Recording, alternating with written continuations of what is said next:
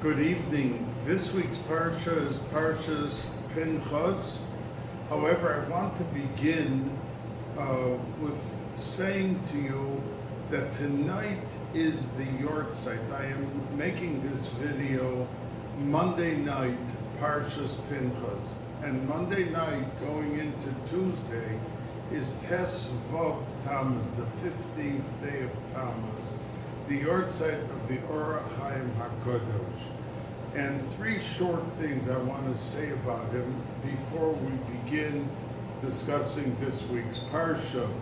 The first thing is that the Baal Shem Tov said that if he were to meet the Or HaChaim HaKadosh, Mashiach would come, that he was a Bechina of Nefesh, and that the Or HaChaim HaKadosh was a Bechina of Ruach, and that the Chibur, just meeting and talking to each other, would cause Mashiach to come. And indeed, the Baal Shem Tov tried 4 different times to get to Yisrael to meet him, but it never happened.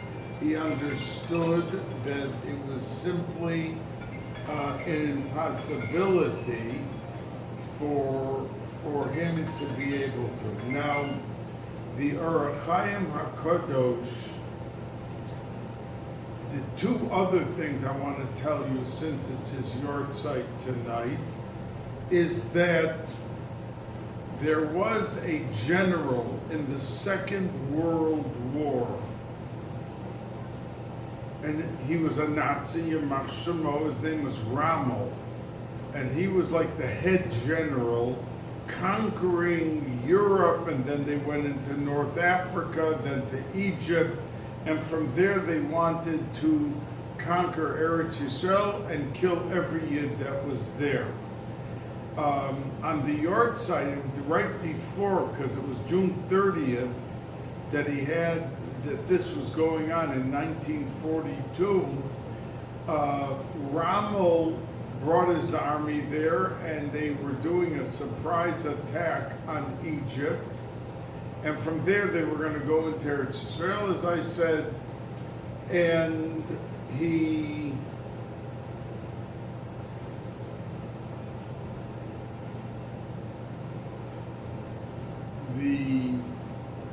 Rav Shlomka of Zvil, who was the Tzaddik Hador in Eretz Yisrael at the time, together with the Hoshatn Rebbe, who was a grandson of Rav Yisrael of Rizhin, the Rizhiner Rebbe's grandson.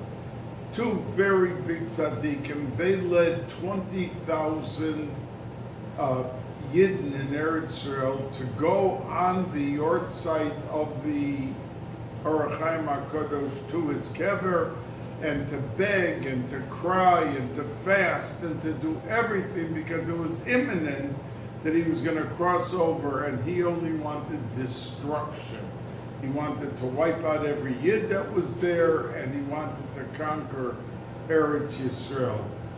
Well, the night before he was to attack, so they went, and they were by the Or HaChaim HaKadosh, and the Hoshatn Rebbe said to the person standing next to him, everything is going to be fine, because I just saw the Shem Havaya Yud Kei Vav Kei over the kever of the Or HaChaim, and that was a message. Don't worry. What could turn the events that they should be happy or safe was beyond them, but that's how they felt. They had the emunah. And a few hours later, there was a sandstorm that came, and it was impossible for them to attack, because not only they couldn't see where they were going, the sand was destroying their weaponry. And he sent a message. He called to Hitler, Yamach Shemo, directly, and explained what's going on. And Hitler said, I don't care what it is, you must go forward. But it was impossible. So Rommel took a plane and went to Hitler and told him that it was absolutely impossible to do it. And they waited another month, and then there was a rainstorm, and then the war was,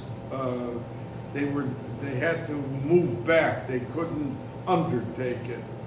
So this was a Nes Golui of the Orach Chaim HaKadosh Zechusa Yogein Aleinu.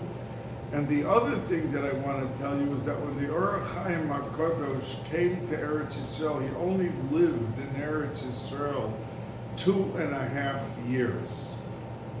But when he came there, he was he got a ride on a Arab caravan. And when they got through the desert, and when they got into the desert, the Orach Chaim HaKadosh realized that Shabbos was coming. And he said that there was no way that he's going to travel on Shabbos. So the people said to him, listen, if we stay over here, it's a very dangerous area, and there's terrible robbery and thievery and people roaming around, that we're putting ourselves up, we're setting ourselves up for destruction. We'll be robbed, we'll be killed. But the Orach Chaim HaKadosh said, he's not going. And they decided, you want to stay? No problem. So they let him off the caravan with his things. And there's two gersos, if it was with his things or without his things. But anyway, he got off the caravan. And they began to travel. And they're indeed in this area of the desert. There were wild animals. And suddenly a lion appeared in front of the Orach Chaim HaKadosh.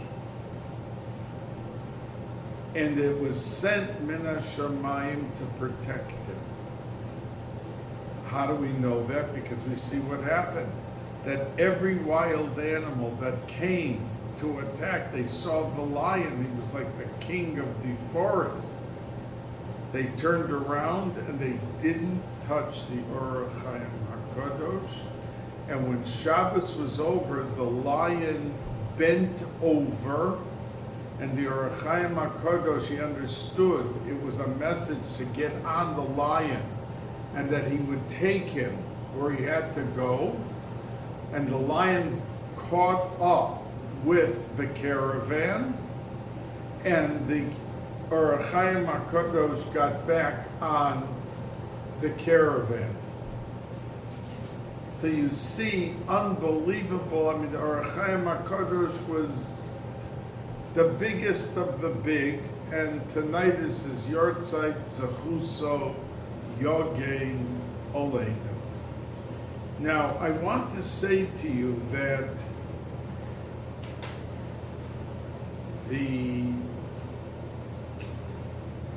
in 2 days, on Thursday, we have the beginning of the 3 weeks. And the Arizal told us that Tammuz and half of are dinim, gevura. And because of that, and it's under the umbrella of a lack of mazel, that's how the things were able to happen to Klal Yisrael. Number one, on Shiva Asar B'Tammuz, which was exactly 40 days after they had been by Har Sinai, they made the egel, and the luchos were broken. That's when Moshe Rabbeinu came down, and he saw the egel, and he broke the luchos right then and there. Now, the Tamid Shalbein Ha'arbayim, we know that every single day in the Bais HaMikdash, they brought a korban in the morning and in the afternoon. And our mincha and our shachris correspond to those two korbanos. And they brought 2 sheep, one in the morning, one in the afternoon. And they, in the first Bais HaMikdash, the enemy succeeded in stopping that on Tes Tammuz, the 9th day of Tammuz. In the second Bais HaMikdash, they succeeded in stopping it on Shiva Asar B'Tammuz. And the Chachamim were considering making a fast day for each.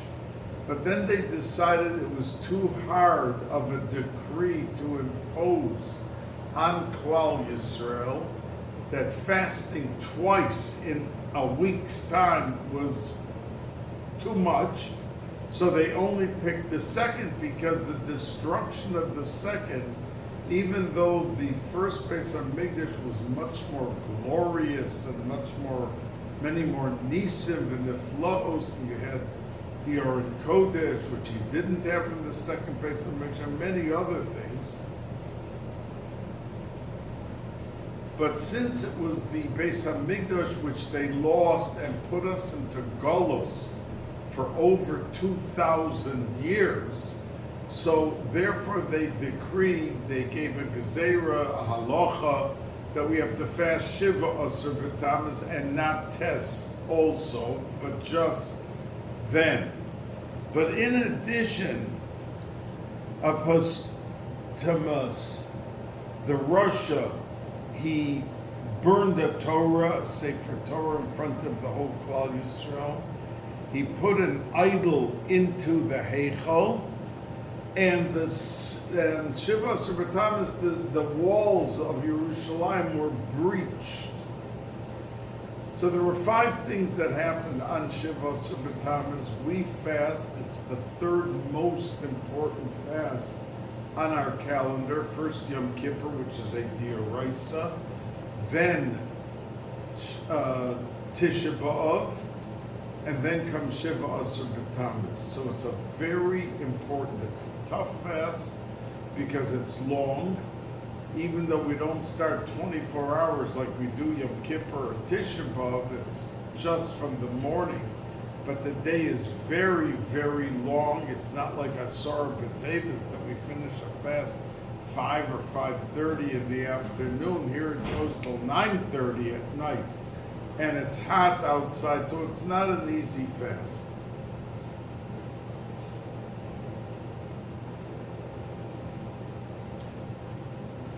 But the Chassam Sofer said that when Mashiach will come, Tisha B'Av will be the first day of Yom Tiv, and the whole year will be Chol HaMoed, and the Achron Shel Yom Tiv will be Shiva Asar B'Tammuz. And the Navi Zechariah said that Yehavchu Yomim Elu L'Sosonu L'Simcha, that these days will become days of Yom Tiv, days of celebration, and that we will be able to enjoy the Miyagon L'Simcha, that they will go from all the days of Tsaris to the days of Simcha and Moadim, which would happen quickly in our lives. So maybe we wouldn't have to fast this Tisha B'Av. There's enough going on in the world that it could happen any second. Now, Parshas Pinchas is usually the first Sedra, the first Parsha of the 3 weeks.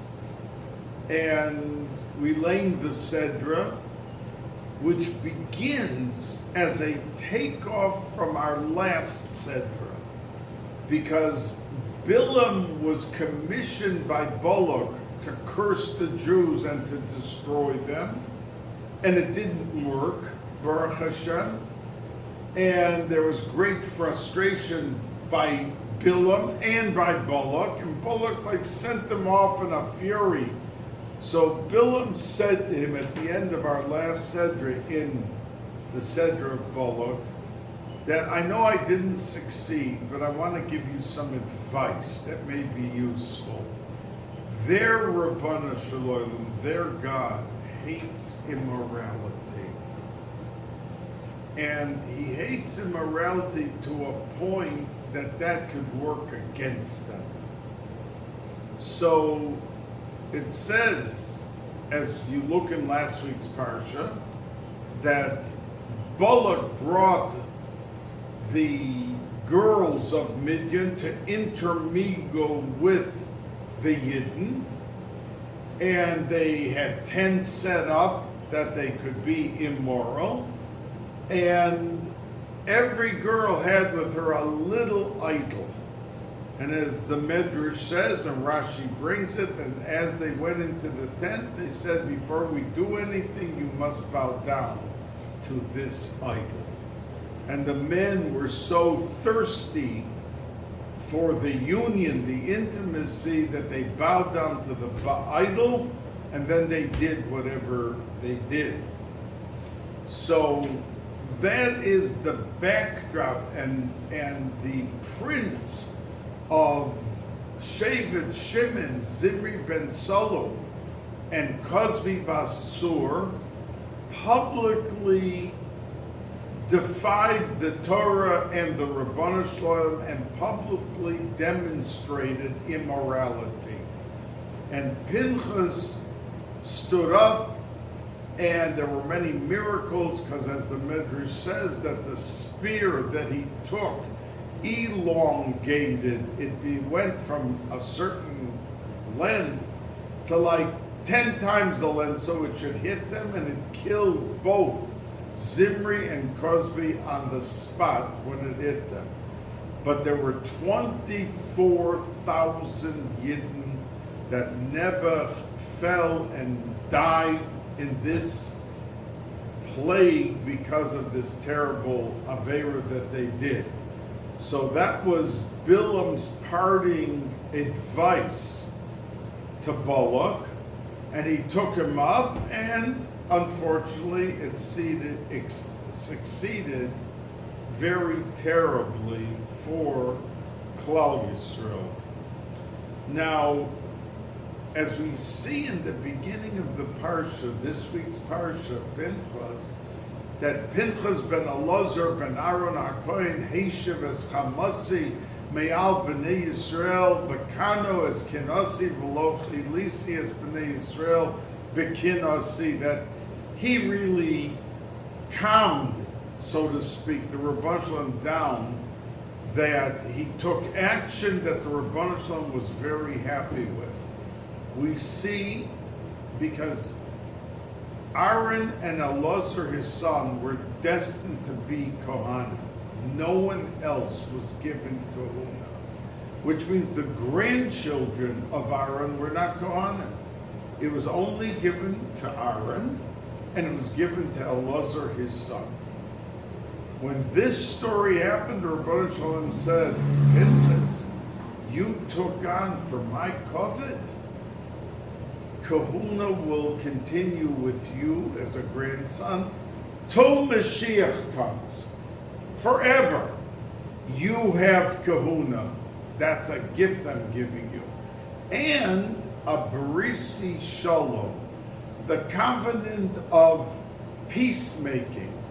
Now, if you really think into it, if you wanted to give him the Nobel Prize for kahuna, or for taking an extreme step in kanaos, then we could understand that for that he should be rewarded. But to say that he gets the Brisi Shalom, there was an uproar afterwards. They came and they said, this guy, who is a grandson of Yisrael, because Elazar, the son of Aaron, his wife was the daughter of Yisrael.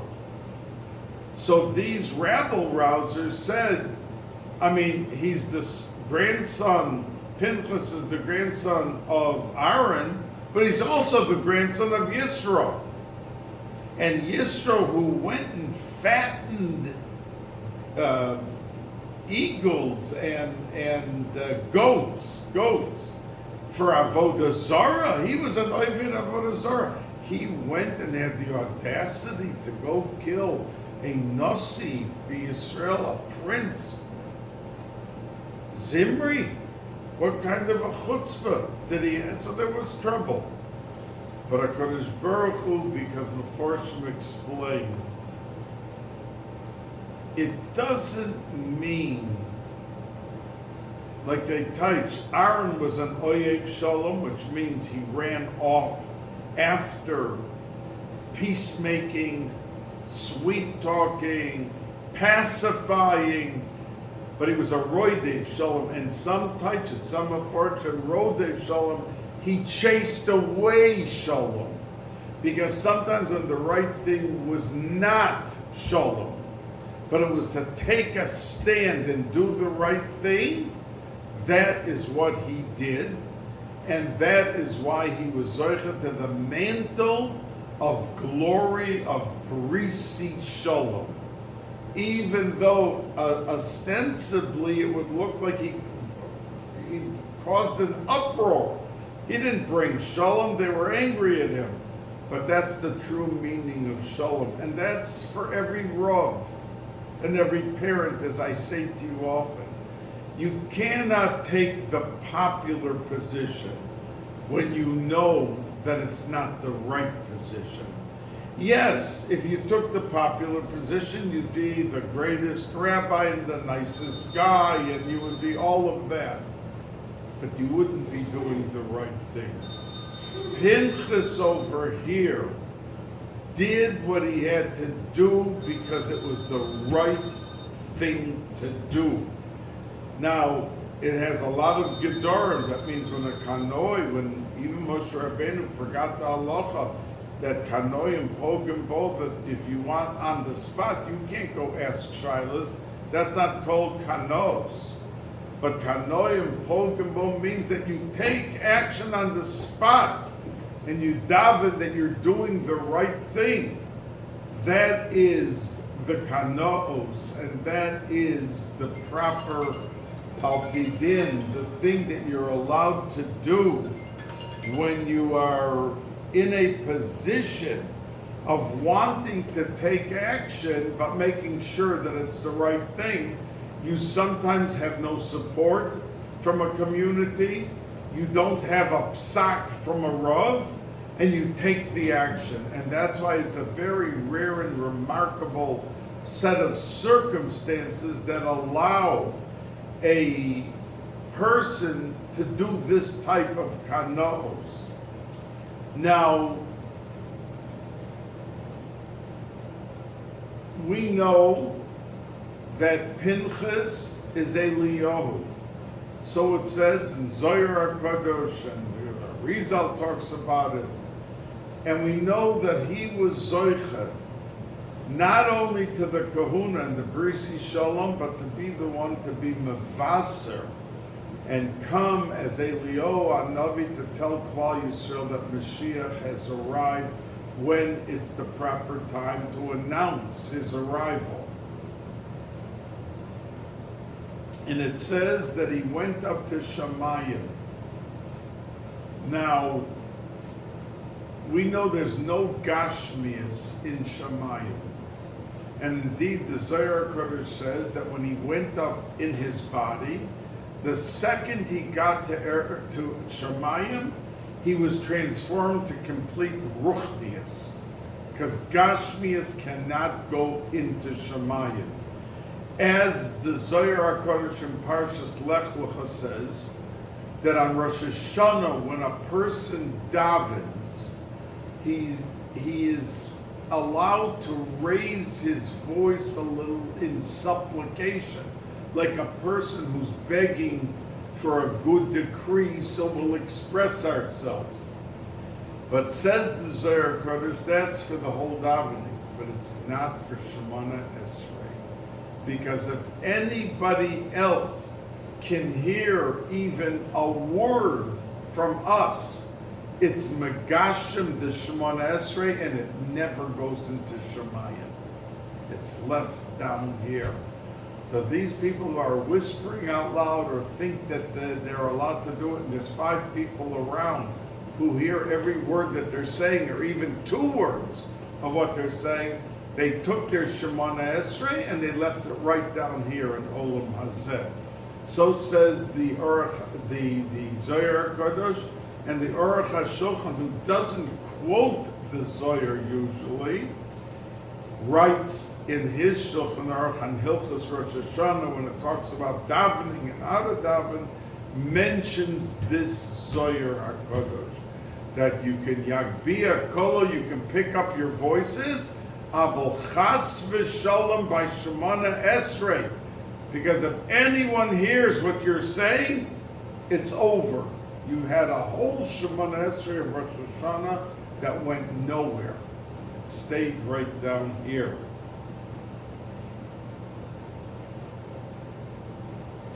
Now, when we began Sefer Bamidbar, I mentioned to you then that the Gemara and in Medrash it's referred to as the Sefer HaPikudim, the Sefer, the book of counting. And even in English, when it says Bamidbar, they translate it numbers. They don't translate it desert like the word Midbar means, but they say numbers because it's the only Sefer that there were two countings in it. That means in Bereshis and Parshas Vayigash, the family before they went down to Mitzrayim, everyone is listed, and the number 70. Then in Parshas Va'era again, but it was once in Bereshis and once in Shemos. They were not counted in Vayikra, but in Bamidbar twice, when they just came to the desert, and now Parshas Pinchas when they were getting ready to go into Eretz Yisrael at the end of the 40 years. So we see though that Yidden are above rhyme and reason.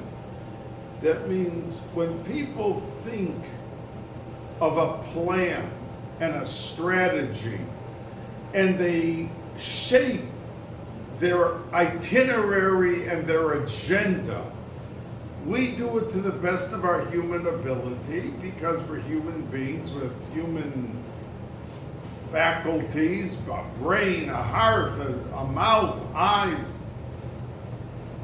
But Klal Yisrael is above any cheshbonos.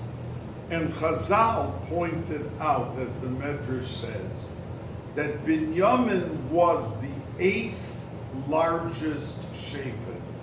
And Binyamin had 10 sons, yet he was only 46,600 in number. And Dan, who only had one son who was handicapped, he had almost 70,000. Yehuda had more than 70,000. They were the largest Shevet. But the second largest was Shevet Dan. Now, anyone would have been asked when they all had their children, well, Dan only has a child and it's handicapped. He'll be probably the smallest Shevet. And Binyamin had 10 sons. He'll be from the biggest. He was from the smallest. And the Mefarshim say to show you there's no rhyme and reason with Klal Yisrael. You can think there's a disaster happening, and from that can come out the biggest Yeshua for Klal Yisrael, as we see many, many times in Tanakh, that we cannot apply our human limitations and seichel to the thinking of what HaKadosh Baruch Hu is doing. It's a different world, it's Rabbanan Shalom. Pure spiritual, who knows everything from the beginning to the end, what will be, what won't be, and we go along, and that's why the Pasuk says, Rabos Machshavos Belev Ish, that there are many plans and thinking processes which people have, but Vatzas Hashem Hisokum, but it's really the bottom line of what the Rabbanan Shalom wants that will end up happening. So in the second counting, Chazal are very quick to point out that don't look at Klal Yisrael with considerations like that. Now another thing the second thing I want to say to you about the naming and the genealogy is that if you look in Sefer Bereshis in Vayigash, it says that Yisachar had 4 sons.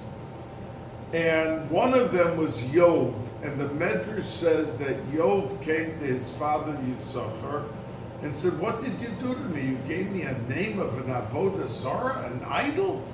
There's a famous idol called Yov, and that's what you named me?" So Yisachar said, "You're right." And his original name had 2 shins. If you listen to the Balkany in Vayetze when he was born, he's called Yisachar. But the Medrash says after Yov, his son, came with such a taina to him. So he said, "You're right," and he took one of the shins and put it into Yov's name.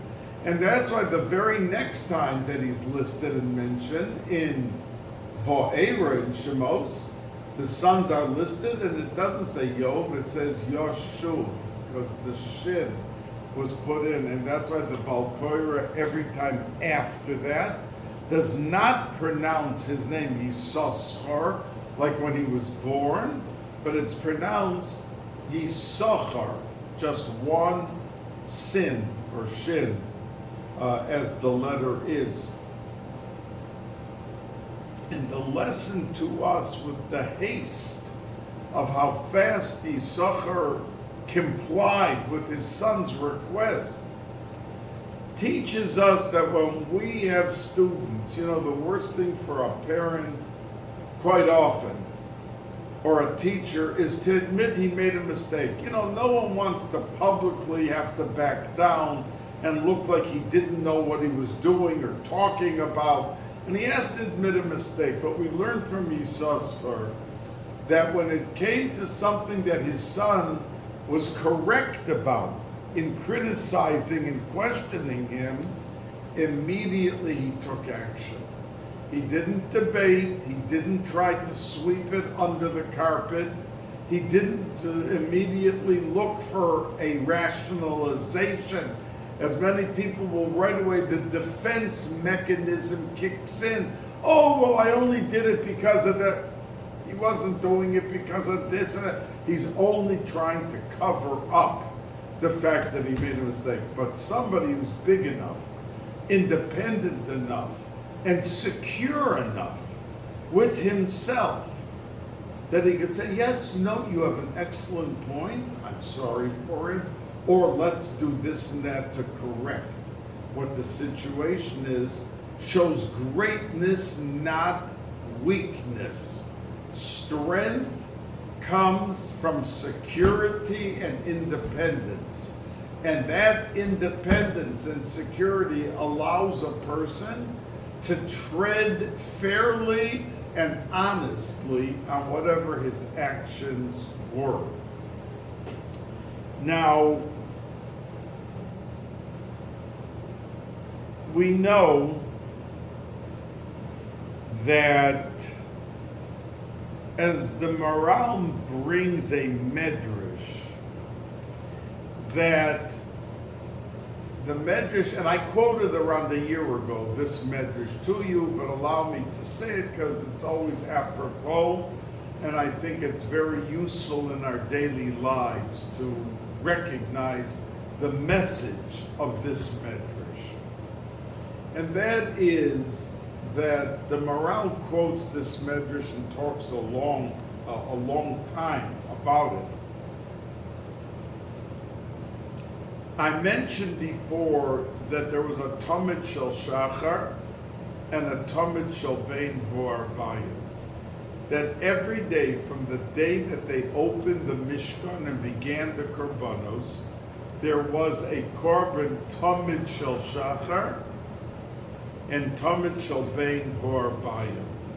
There are 2 places in Chamisha Chumshei Torah that talk about this. One place is in Parshas Tetzaveh, and the other place is our Parsha, Parshas Pinchas. And it happens to be the reading that we read every Rosh Chodesh in Shul when we take out a Sefer Torah for Kriyas HaTorah on Rosh Chodesh, we talk about the Tamid Shel Shachar and the Tamid Shel Bein or Arbayim. Now, there's one difference in the Psukim. One place in Tetzaveh it says, Es HaKeves Echad Ta'aseh V'Boker. In Parshas Pinchas, our Sedra, it says, Es HaKeves Ha-Echad. And all the 2 or 3 Psukim are the same, except for that one Hey in front of the word Echad, and it's pronounced Ha-Echad in our Sedra. So Reb Chaim Brisker pointed out that why is there this difference? It is because to teach us a halacha, and he said, and this indeed is the halacha, that if at any given day in the history of the Mishkan, the 2 Batei Mikdash, and those 1,100 years, if ever they had in a given day they had a problem with getting one of the sheep. Let's say it was the morning and they couldn't get a proper sheep. And as a matter of fact, when they came and they circled Yerushalayim, it says that the Kohanim, they were able to have the fortitude to hold off the Roman army.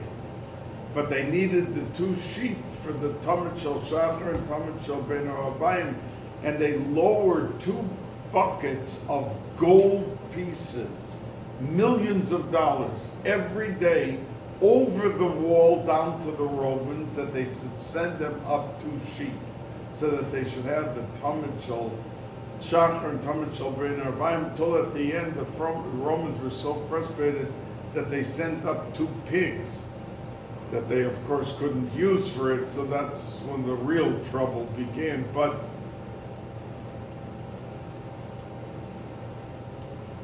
the point being that if they didn't have one, let's say the Shachar, in the morning they didn't have it, did that mean that they couldn't bring the afternoon? So the halacha is they could bring the other one without the second, without its mate from the afternoon or morning.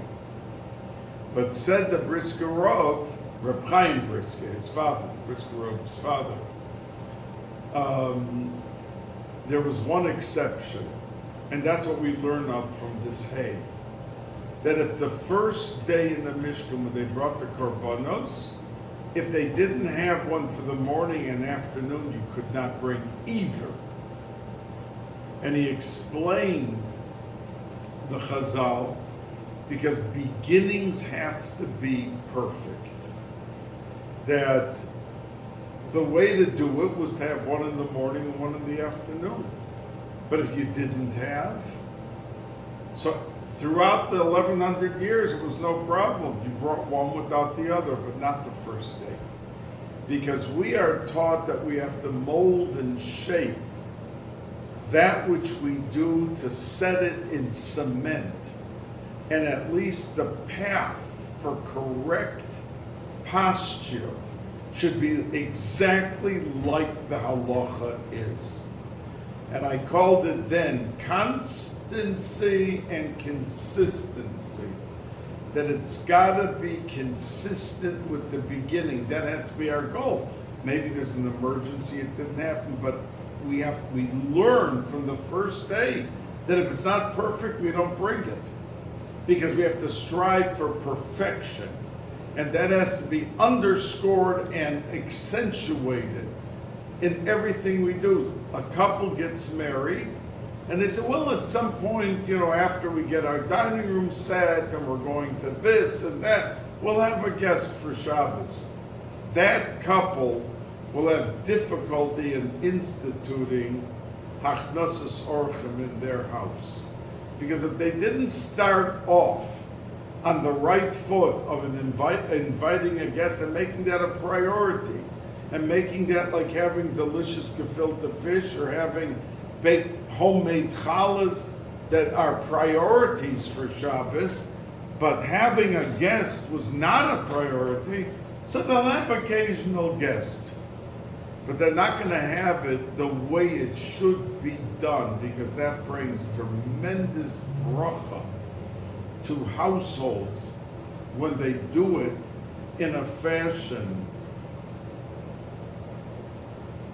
that sets the pace. If in a household they put Negelwasser by their bed and they don't step foot out of the bed in the morning, then the Zohar Kodesh in Parshas Meked says somebody who steps, even though you're allowed to, la halacha, the whole house is like Dalet Amos, like if someone doesn't carry in the Erev, but in his house he could carry, because that's considered all Dalet Amos.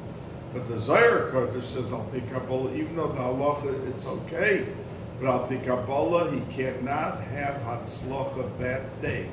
If he put his foot on the ground and didn't wash Negelwasser first, then he'll have an uphill battle to have any success in his doings, his achievements of that day. So says the Holy Zohar.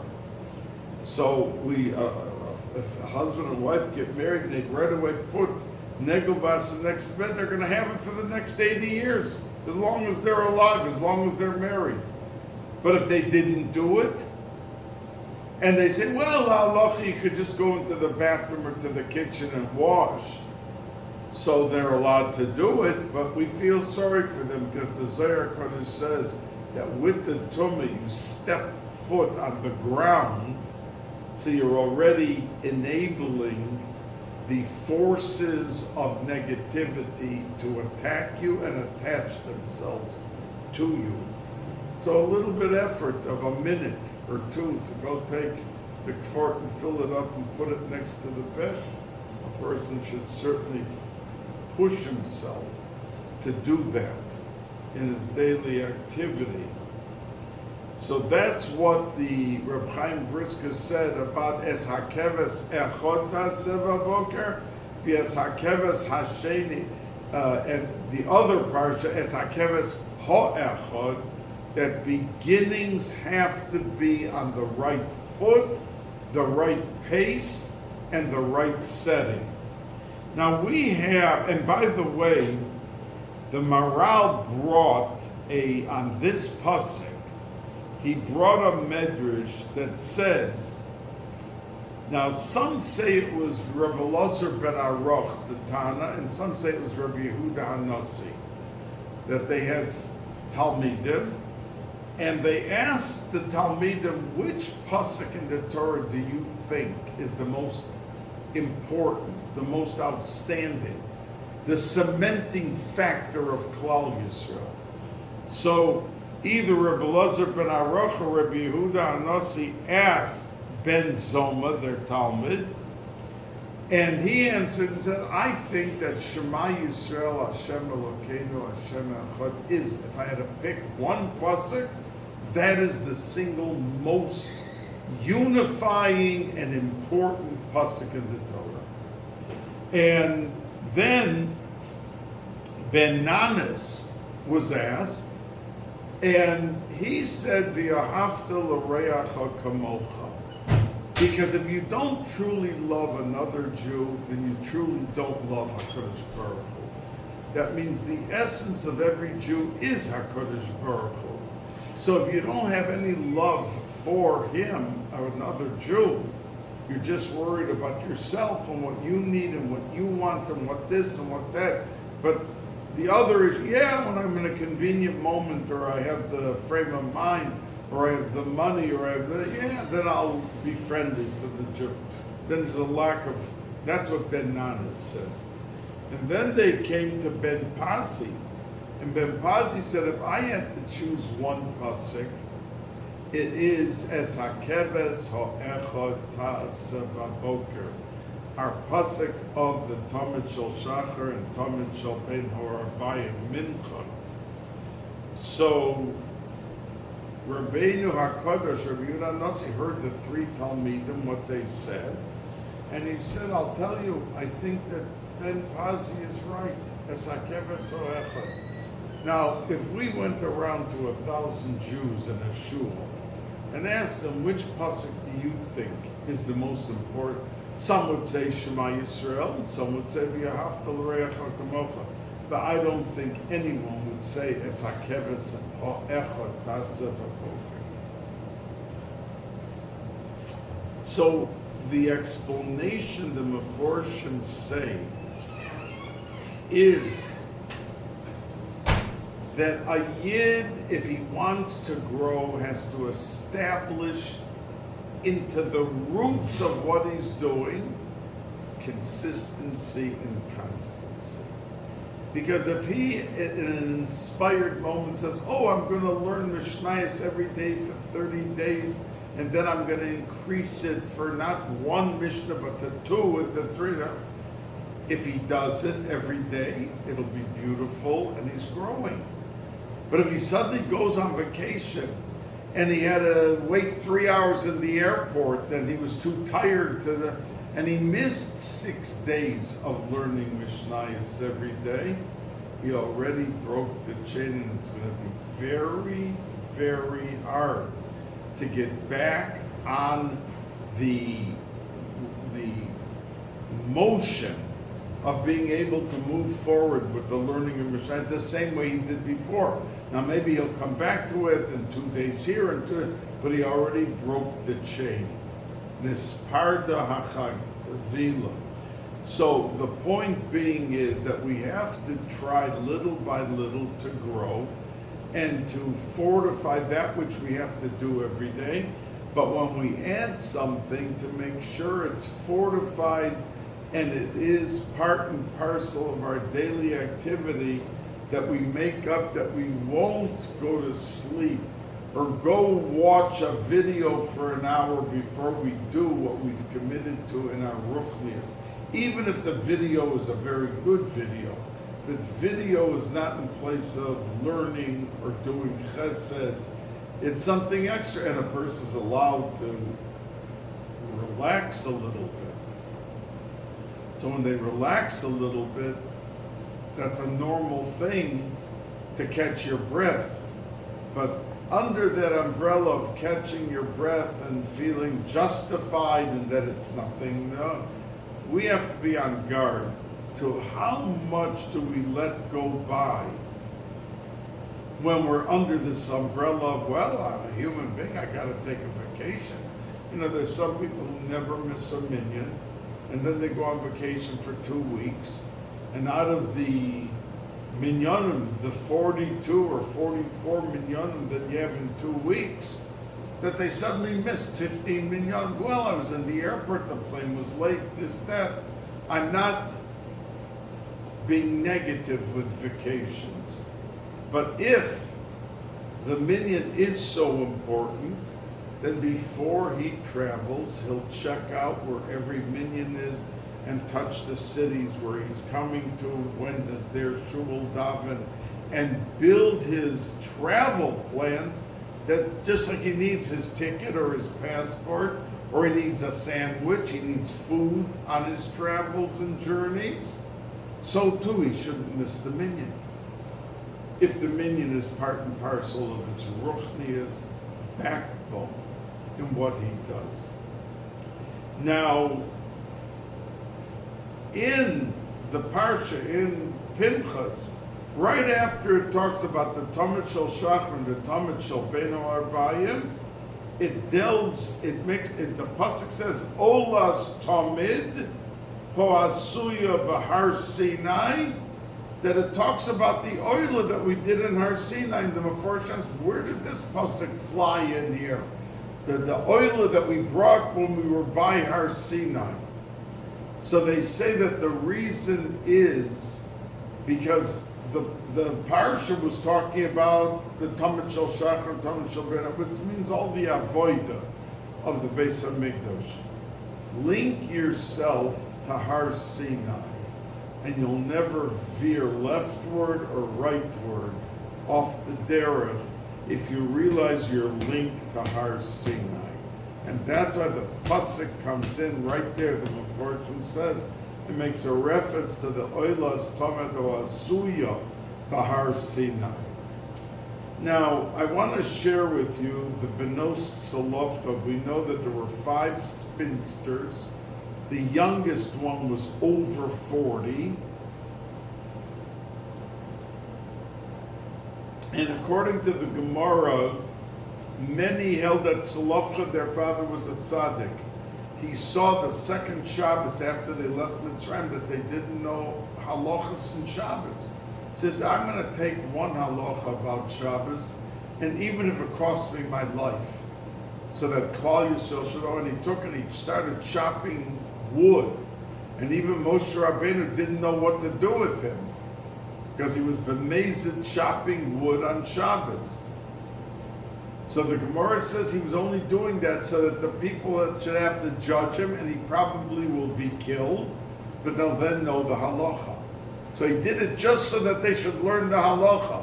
He wasn't a Machal Shabbos, but he did something which was Chilul Shabbos to teach the people. But anyway, he left over 5 daughters and no sons. And they came before Moshe Rabbeinu. They stepped forward and they said, our father died. And that's what the whole discussion of the Gemara is, whether he was killed because of this or for that. And there were no sons. He didn't leave over sons. And we know that a son yarshins, that a son inherits, but technically the girls don't. And of course, we know today that many people leave over a stipulation that it should be equal, the sons, the daughters, whatever they get, and it should, and that's how many families, do it to avoid the jealousies and the fighting and the everything. So they came before Moshe Rabbeinu, and they said, why shouldn't we be able to keep the land that my father had as a portion in Eretz Yisrael? He has no son, so what does that mean? That we're losing everything? We won't have a piece of land? So Moshe Rabbeinu said to them, let me ask HaKadosh Baruch Hu what the halacha is. And HaKadosh Baruch Hu answered him, Kain, Benos, Solovcha, Dovros, Nason, Titein. HaKadosh Baruch Hu said they're right, and they should get. And so the question asked by Meforshim, Moshe Rabbeinu taught the whole Torah. And he went over it and reviewed it over and over with Klal Yisrael. Why by this halacha did he have to ask HaKadosh Baruch Hu? He didn't know the halacha. All the other halachas he knew. Like the Gemara says that the day he was nifter on Zion Nagar, they forgot 3,000 halachas, because he was like the cement that held it all together. So how could it be that he didn't know the answer to this halacha? So the Mefarshim say is because when the girls stepped forward, they said to Moshe Rabbeinu, "V'hu lo hoya ba'adas Korach, uvonim lo hoyu lo." They said to Moshe Rabbeinu, he died, left over no sons, and he wasn't part of the rebellion against you with Korach. Moshe Rabbeinu felt that was already bribery in a certain sense, what they said. They were trying to sugarcoat, to make him happy. Oh, what did that have to do with their inheritance? If they want land in Eretz Yisrael, they didn't want land. What do you mean, mention? Oh, by the way, he wasn't against you in Eretz Yisrael about Korach, the leadership role and everything that was an issue. He never was against you. Those words, never against you, felt that he was compromised and he had to turn to Hashem. He himself was not allowed to paskin the halacha, which means we have to be very sensitive to what influences we have. There's some people, the first thing they do is they compliment you. And a compliment is always nice to hear, but it sometimes puts shades on our glasses that we're already tipped. The person talked about how great we are and how this, then they come in for the killing, for whatever the issue is. We have to make sure that when we have a situation before us, that there's tzedek, there's fairness, there's worthiness, there's what's proper, and we can't be swayed by the person's fame or wealth or fancy speaking or anything in our judgment of another situation or a person. And the last thing that I want to say to you is that right after the story with Benos Tzolofchad, Moshe Rabbeinu thought, he said to Hashem, we have to appoint, so I'm not going to be around much longer. So we have to appoint someone to take over. And he really had in mind his children. And according to one opinion, he had Pinchas. And Rashi points out that he said, Yifkod Hashem Elokei HaRuchos. What did he mean by Elokei HaRuchos? That every person has a different personality. And every person has a different opinion. Now, a leader could wash his hands and say, oh, that guy thinks so crazy. I mean, he voices his opinion. It's so out of kilter. It's so bad. But a Rav, and that's what Moshe Rabbeinu meant when he said Elokei Ruchos. And Rashi quotes it and said he has to be shava, that every person is not shava b'shava. No one is equal in opinion and feels exactly the same way another person, but we have to be tolerant. And that's the word Rashi is soivel, called ish ve'ish. When a Rav has 100 people davening there and he's got 60 different opinions, he could sway to the ones that he feels most comfortable with. The others he could just leave at the wayside, because he feels, they're so nuts, listen to how they think about this and about that. But a person, a Rav who wants to be effective, and a honest leader for his flock, he has to be able to be soivel all the different opinions and all the different approaches. And that doesn't mean he has to agree, but he has to be able to listen and to sincerely appreciate that person's point of view, even if he's 180% diametrically opposed to whatever the guy is saying. But his reaction and his attitude and his treatment of the person will be enhanced if he can underscore and bring out the tolerance in him to have others who even think differently and opposite what his position may be, and handle them under that umbrella of tolerance and be soivel kol echad v'echad. Have a easy fast, Shiva Asar B'Tamuz, and Yehavchu Yomim Elu L'moyadim U'Lesimcha.